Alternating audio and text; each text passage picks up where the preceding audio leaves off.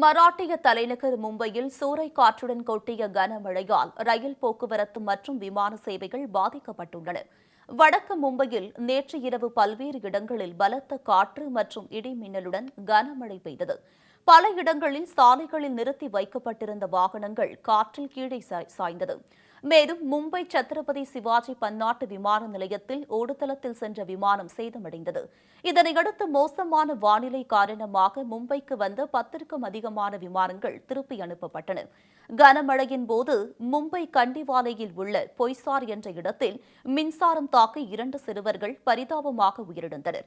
சூறைக்காற்று காரணமாக சாலை போக்குவரத்து துண்டிக்கப்பட்டதோடு ரயில் சேவையும் தாமதமாகவே இயங்கியது. தென்மேற்கு பருவமழை நேற்று முன்தினம் கேரளாவில் ஆரம்பித்துள்ளது. இந்த மழை படிப்படியாக கர்நாடகா, கோவா, மகாராஷ்டிரா மாநிலங்களுக்கு செல்வது வழக்கம். ஆனால் இம்முறை கேரளாவில் பருவமழை ஆரம்பித்த 2 நாட்களில் மும்பையிலும் மழை கொட்ட தொடங்கிவிட்டது.